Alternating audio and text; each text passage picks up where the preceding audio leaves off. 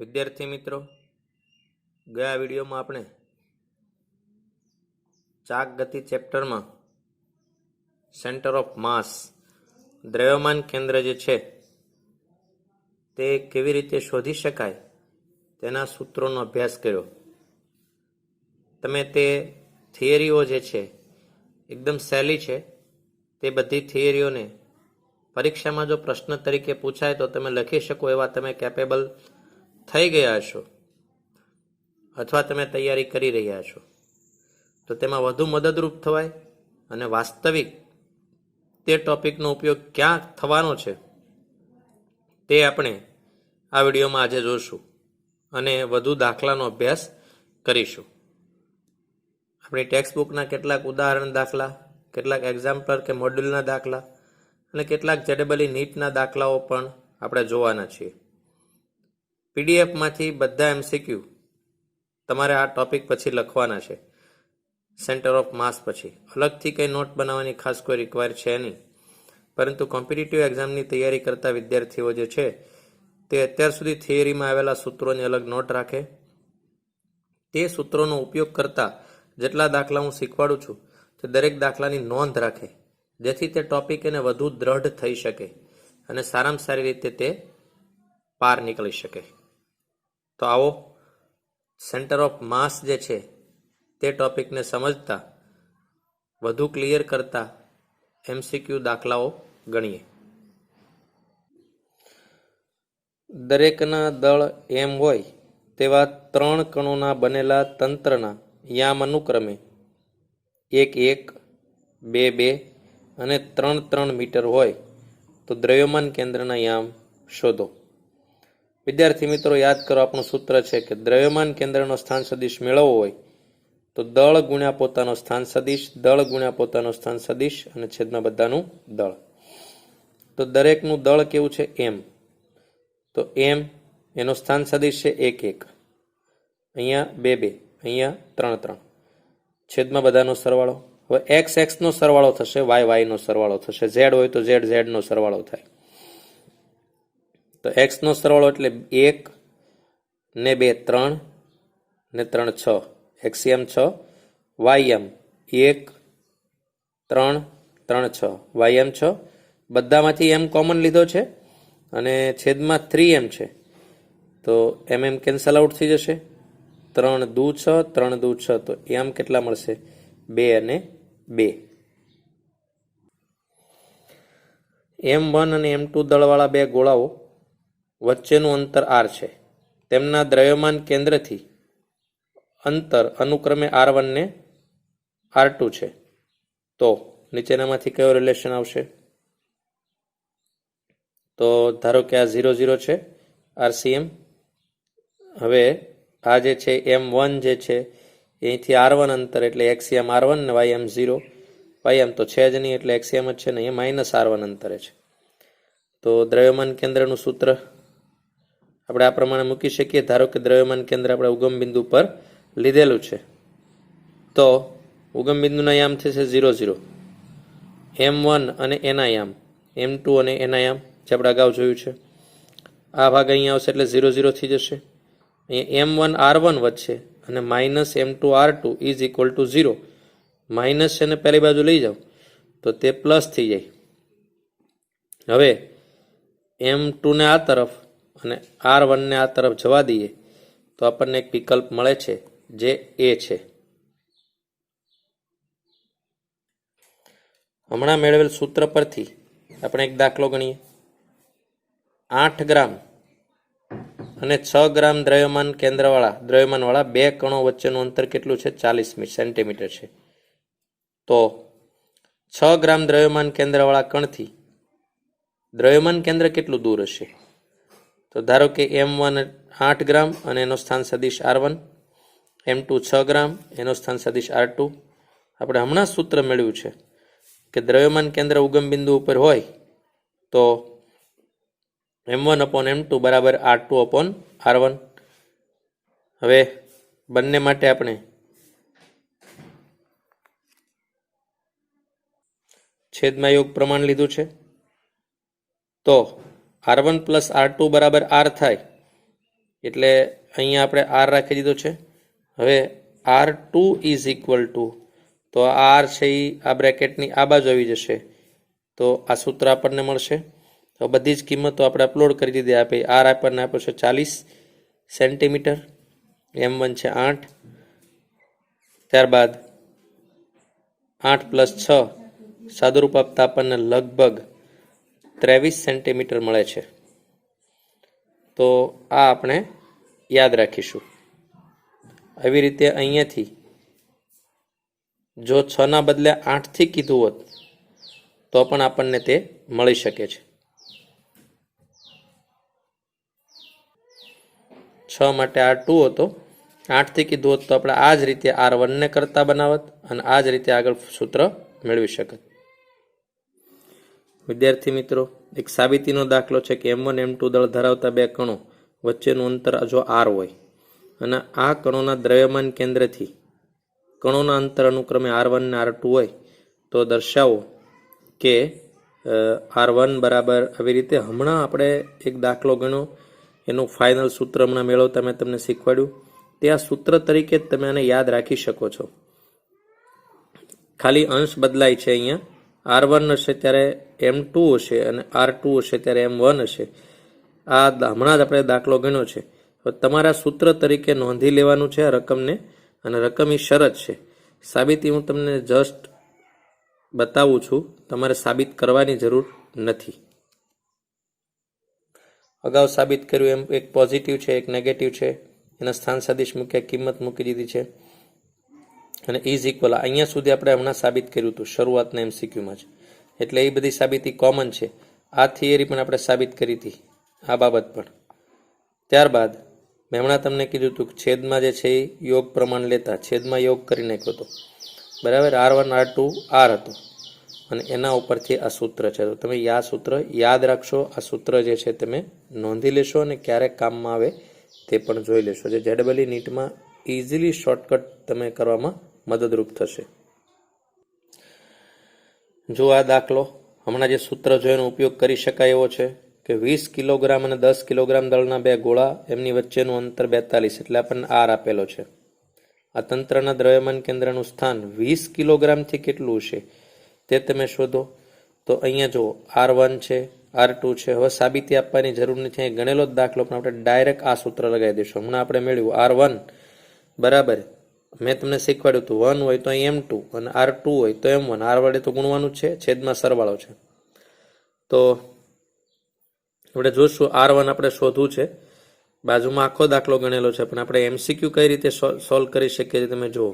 આ સૂત્ર ઉપયોગમાં આવે તો M2 છે 10, M1 છે 20 + 10 એટલે 30 અને R 42.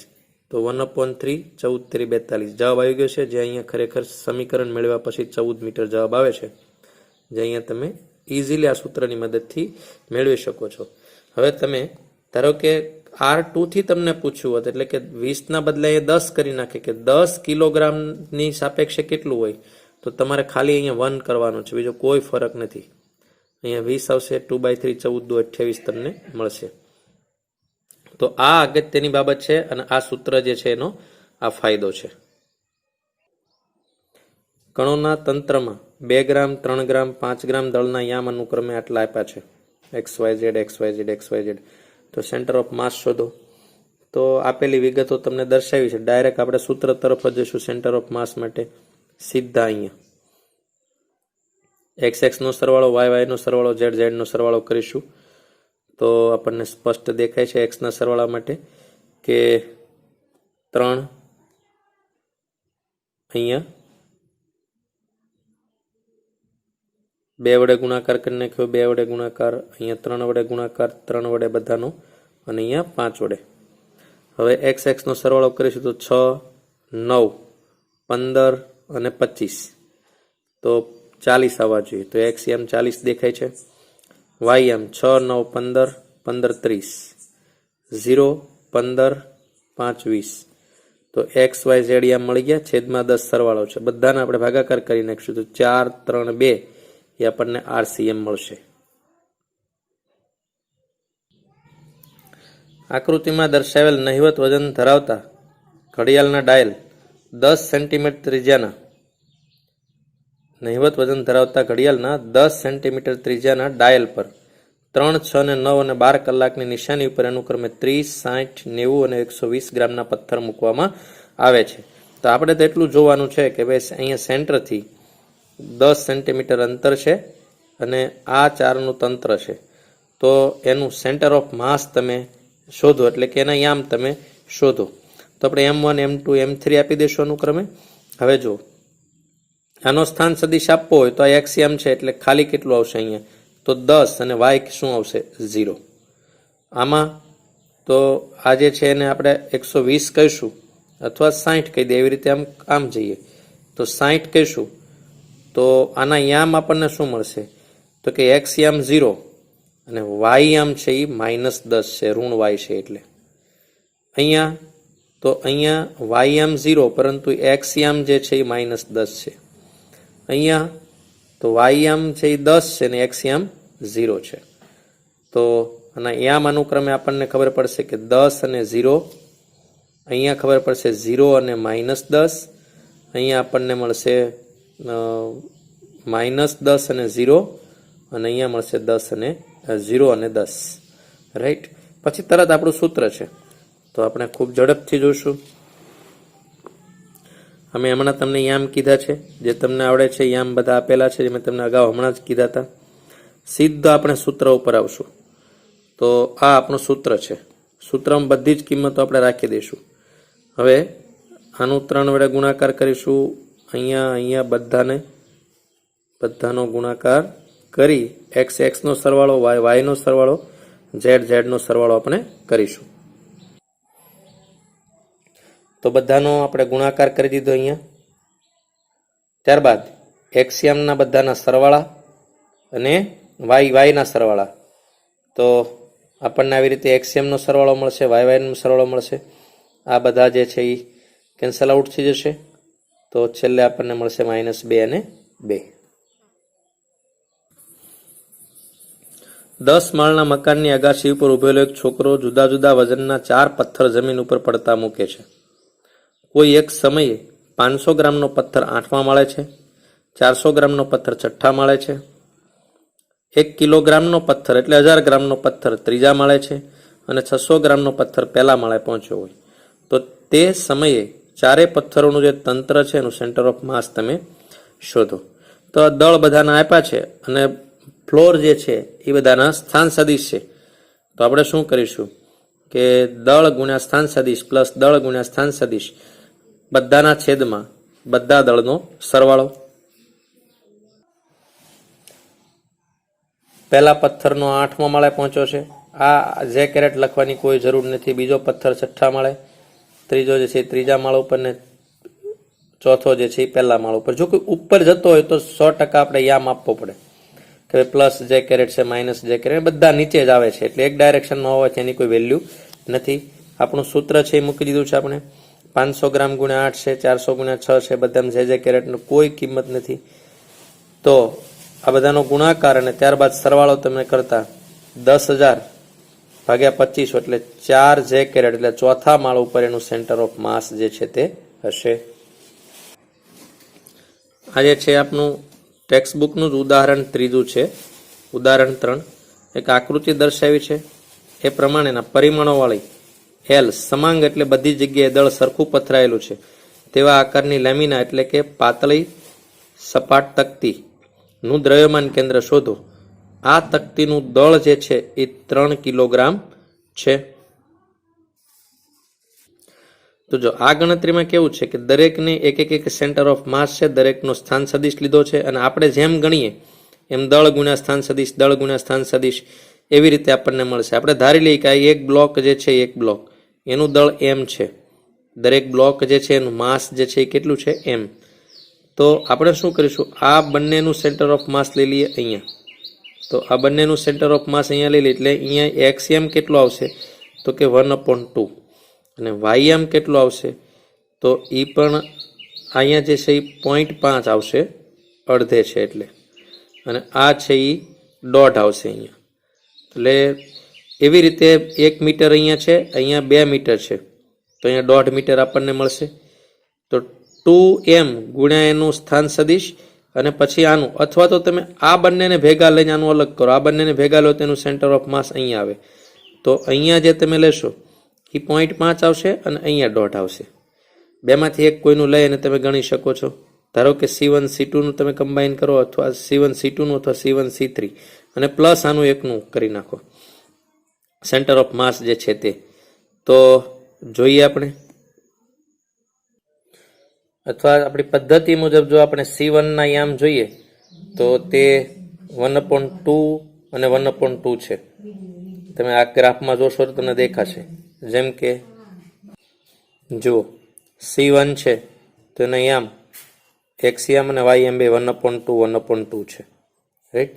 C2 છે તો એનો x યામ અને y યામ, તો x યામ છે 3/2 ડોટ અને y યામ છે 1/2. દેખો C3 જે છે તો C3 નું સેન્ટર આવી રીતે લો તો x યામ છે 1/2 અને y યામ છે 3/2. હવે દરેક જે છે એનું માસ આપણે m લઈ લઈએ દરેક ટુકડાનું. તો m ગુણ્યા C1 એમ એના યામ આપણે મૂકી દઈશું અહીંયા. તો 1 લેશું, કેમ કે 3 કિલોગ્રામ છે તો 1 કિલોગ્રામ 1 કિલોગ્રામ 1 કિલોગ્રામ ને એમના જે યામ છે તે. હવે x m નો સરવાળો, y m નો સરવાળો અને z m નો સરવાળો. તો અહીંયા 1 નો ગુણાકારનો કોઈ મતલબ છે નહીં. તો અહીંયા આપણે જોઈશું કે ભાઈ બધાનો x m, તો આ ત્રણેયનો સરવાળો કરીશું અને y m નો સરવાળો કરીશું. તો બે લસા સ્પષ્ટ રીતે આપણને દેખાય છે. ઉપર સરવાળો થશે તો 5/2 મળે છે અને છેદમાં જે છે એ 3 છે તો 5/6 જે છે તે આન્સર છે. મેં હમણાં તમને કીધું એ રીતે તમને મળી શકે છે, જે આગળના દાખલામાં આપણે જોઈએ. જો C1 C2 લીધા વગર જો આને આપણે સેન્ટર લઈ લઈએ અહીંયા આખી પ્લેટનું, અને m ત્રણેના દળ લઈ લઈએ તો બે પ્લેટ છે એટલે દળ કેટલો આવશે 2m, એનો xm કેટલો આવશે 1, ym કેટલો આવશે 1/2, રાઈટ. પછી આ એક ટુકડો વધ્યો છે તો એ ટુકડો હોય એને આપણે અહીંયા લઈએ તો xm કેટલો આવશે 1/2, ym કેટલો આવશે 3/2 ડોટ છે અને છેદમાં 3m આપણને ખબર છે m1 + m2 આ બંનેનો સરવાળો. તો mm કેન્સલ આઉટ થઈ ગયા. 2 વડે આનો ગુણાકાર કરો અહીંયા તો અહીંયા 2 આવશે અને અહીંયાથી જશે 1. અહીંયા તો કંઈ છે નહીં એટલે ગુણાકાર કરવાનો કોઈ પ્રશ્ન નથી. આ બંનેનો સરવાળો કરો તો 5/2, આ બંનેનો સરવાળો કરો તો પણ 5/2/6. તો હમણાં આપણે જે ફાઇનલ આન્સર આવતો તો આ દાખલાનો તે આવે 5/6 અને 5/6. તો આ જવાબ છે. તો આવું પણ તમે કરી શકો છો અને લગભગ આ જ રીત વધુ સરળ રહે છે. જો આકૃતિમાં દર્શાવેલ નિયમિત ઘનતાવાળા પતરાનું દ્રવ્યમાન કેન્દ્ર શોધો. તો આ વખતે ત્રણેયના અલગ અલગ શોધવા પડશે, કેમ કે ત્રણે ડિફરન્ટ ટાઈપના છે. તો જો એ છે એનું આવશે 5 અને 5, એમ ધારી લેવાના બધાના. તો m 5 અને 5. બી છે એનું 15 અને 15, તો બી નું મેં લખ્યું 15 અને 15. સી જે છે એનું x યામ છે 5 અને y યામ છે 25, તો 5 અને 25 અને અપોન 3m આ બધાનો સરવાળો પછી કરી નાખીએ છીએ આપણે, રાઈટ. હવે કેન્સલ આઉટ થઈ જશે. અહીંયા કોઈ ગુણાકાર સહગુણક છે નહીં એટલે ડાયરેક્ટ 5 અને 15 20, 20 ને 5 25 xm નો સરવાળો. ym માટે 5 અને 15 20 25 45 આઉટ ડિવાઈડ બાય 3, તો 8.33 અને 15 જે છે તે આપણો જવાબ છે. જો આકૃતિમાં દર્શાવેલો જે છે પતરું એનું સેન્ટર ઓફ માસ, તો આમાં ગમે તે કરી 3 તો ઓછામાં ઓછા થાય, 5 નો ગણવા પડે. પણ જો આ બંનેનું એક આનું એક, અથવા તો જો આમ લઈએ તો આ 3 નું 1 બને છે, એક આ અને એક આ, ગમે તે મરજી તમે કરી શકો. મેં આ બંનેનું 1 લીધું છે સેન્ટર ઓફ માસ અહીંયા, તો m અને m 2m, x યામ 10 અને y યામ દેખાય છે 5. આ એકલાનું લીધું છે તો 5 x યામ y યામ 15, તો 5 અને 15. અહીંયા બંનેનું છે તો x યામ છે 10, y યામ છે 25, તો 10 અને 25 આ બધાનો સરવાળો 2m 3 અને 2 5m છેદમાં આવશે. 2 વડે ગુણાકાર કરી દઈએ એટલે 20 અને 10. અહીંયા કાંઈ નહીં, અહીંયા 2 વડે ગુણાકાર તો 20 અને 50 છેદમાં 5. x નો સરવાળો 20 ને 5 25, 25 ને 20 45, 10 10 ને 15 25, 25 ને 50 75. 5 વડે ગુણાકાર કરી જવાબ આવશે 9 અને 15. જુઓ, નિયમિત એક ઘનતાવાળું પતરું છે, એનું સેન્ટર ઓફ માસ શોધવાનું છે. તો આમાં પણ લગભગ આપણે ગમે તેમ ટ્રાય કરીએ તો કેટલા મળે છે? તો 1 2 અને 3 તો થશે, કેમ કે આ બંનેનું સેન્ટર ઓફ માસ એક લઈશું, એક આનું આપેલું છે એ લઈએ અને એક આનું સેન્ટર ઓફ માસ લઈ લઈએ. એવી રીતે આપણે ગણી શકીએ છીએ. અથવા તો એમ પણ ગણાય કે આ ઊભું જે છે, ઊભું એનું એક અહીંયા અને એક અહીંયા, તો પણ 3 જ થાય છે. તો કોઈ પણ એક રીતે તો આપણે ગણી શકીએ છીએ. આપણે લઈએ કોઈ પણ એક રીત. જો આપણે આવી રીતે લીધું છે, એક આમને સેન્ટર લીધું છે, એક અહીંયા અને એક અહીંયા. એક મેં તમને કીધું એમ ઊભા 3નું એક લઈએ, પછી 2નું એક અહીંયા અને 1નું એક અહીંયા, એમ લઈને પણ તમે ગણજો, જવાબ આ જ આવશે. ફરીથી કહું છું કે આ ઊભા 3નું અહીંયા લેશો એક, આ 1નું એક અહીંયા લઈ લો અને આ 2નું અહીંયા લઈ લો, એમ પણ તમે લઈ શકો છો. જો અત્યારે આપણે ગણ્યું છે એક અહીંયા, તો કેટલા પતરા છે? 2 ટુકડા. તો એ બંને ટુકડાનું 2m, દરેકનું m દળ ધારીએ છીએ. ત્યારબાદ એનું xm કેટલો છે? 10, ym કેટલો છે? 5, તો 10 અને 5. ત્યારબાદ એક ટુકડો છે એટલે એનું લેશું m, એનો xm કેટલો છે? તો 5, ym કેટલો છે? 15, તો 15.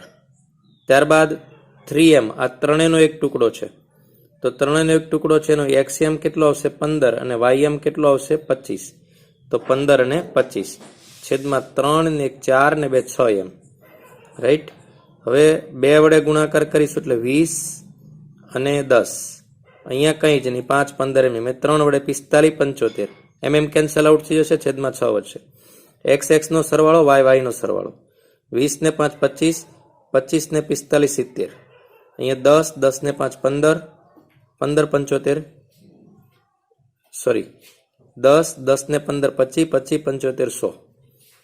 હવે આ બંનેનો ભાગાકાર કરો તો આ જવાબ આવશે, જે એકદમ ઇઝી છે. તમે આ રીતે કરશો તો પણ ઇઝી રીત છે, પણ આ રીત ઇઝી છે, જ્યારે સામાન્ય ગણતરીઓ ખૂબ લાંબી હોય છે. તો આ જે છે તે આન્સર છે, આવી રીતે ગણાય. બાકીની ગણતરી છે એ વધારે લાંબી હોય છે. જો આ વખતે પણ એકદમ ઓપ્શન ઘણા બધા છે, તમે જે ઓપ્શન લેવો હોય તે લઈ શકો છો. 2 1 અને 3 એમ થશે, અથવા ઊભા 3 પછી આ 2 અને 1 એમ કરવું હોય તો પણ વાંધો નથી. તો જોઈએ આપણે. ટૂંકમાં 5 નથી ગણવાનું, નહીં તો કેવું થાય, આનું એક સેન્ટર ઓફ માસ, આનું એક સેન્ટર ઓફ માસ, આનું એક સેન્ટર ઓફ માસ, આ બધાના સેન્ટર ઓફ માસના દરેકને xm ને ym ના સરવાળા કરવા પડે. તો જુઓ, આ દાખલો તો હમણાં જ આપણે ગણ્યો છે, પરંતુ તમે અલગ રીતે ગણજો. આકૃતિમાં દર્શાવ્યા મુજબ m 2m અને 2m દળના 4 કણો એક ચોરસના 4 ખૂણે મૂકેલા છે. એની બાજુઓની લંબાઈ r છે. તો આ કણોથી બનતા તંત્રના દ્રવ્યમાન કેન્દ્રના યામ શોધો. તો જુઓ, આપણે એક આકૃતિ દોરી દીધી છે.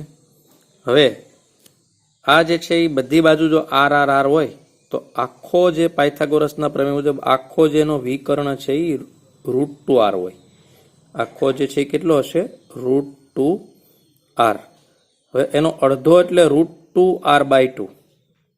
√2r/2 થાય એટલે કે તમે આખો જે વિકર્ણ છે એ હશે √2r, જે અહીંયાથી અહીંયા સુધીનું અથવા તો અહીંયાથી અહીંયા સુધીનું અંતર છે. એનું અડધું કરીએ એટલે શું થાય? /2.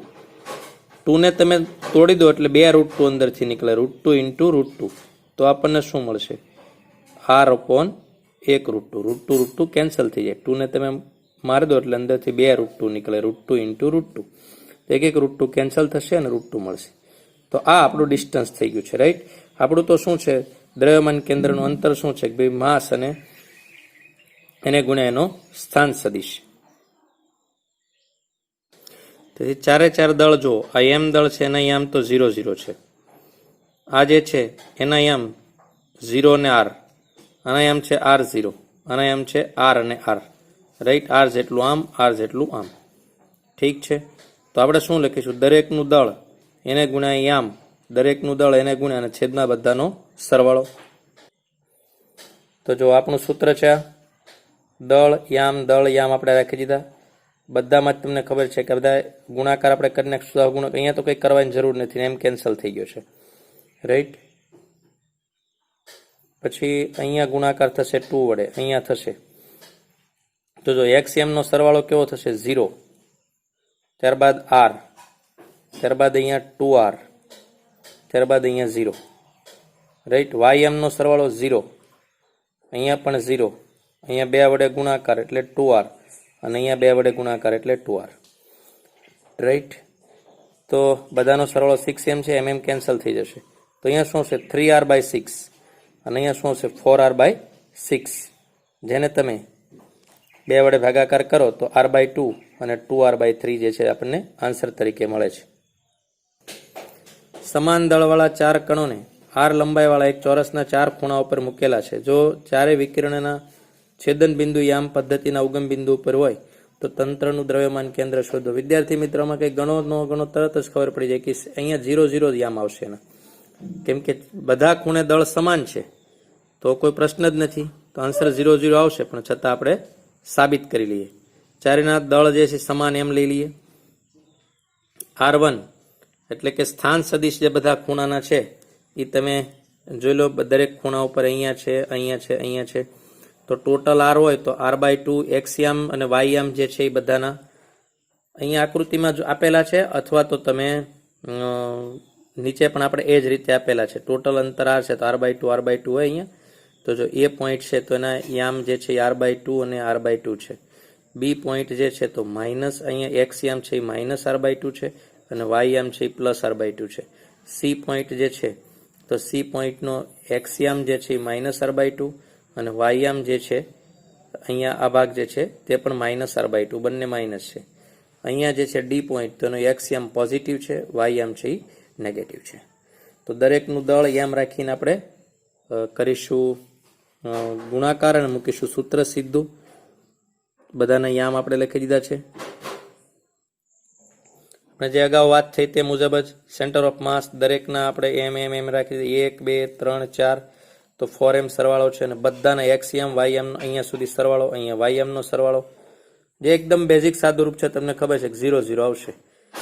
કેમ કે દરેકમાં જો 2 પોઝિટિવ છે, 2 નેગેટિવ, આ પ્લસ આ માઇનસ ગયા, આ પ્લસ આ માઇનસ ગયા, આ પ્લસ આ માઇનસ, આ પ્લસ આ માઇનસ ગયા.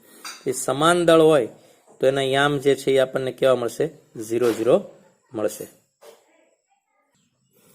તો વિદ્યાર્થી મિત્રો, આપણો એક જ ટોપિક જે દ્રવ્યમાન કેન્દ્ર હતો સેન્ટર ઓફ માસ, તેનો આપણે દાખલાના સ્વરૂપમાં એક ભાગ પૂરો કર્યો. હજુ બીજો ભાગ આપણે આગળ જોઈશું. ત્યાં સુધી દરેક MCQ જે છે તે તમે પ્રેક્ટિસ કરશો, અને પીડીએફમાં કદાચ તે સિક્વન્સમાં ન પણ હોય, વિડીયો 1 કે વિડીયો 2માં હોઈ શકે છે, તે પછી ક્રમમાં લખવા જરૂરી પણ નથી. તમને અનુકૂળ લાગે તેવી રીતે તમે પીડીએફમાંથી પછી લખી શકશો. આ સમજવા માટે માત્ર છે. તો તમે હવે દ્રવ્યમાન કેન્દ્રના વિષયમાં વધુ ક્લિયર થયા હશો તે અપેક્ષા સહ. ધન્યવાદ.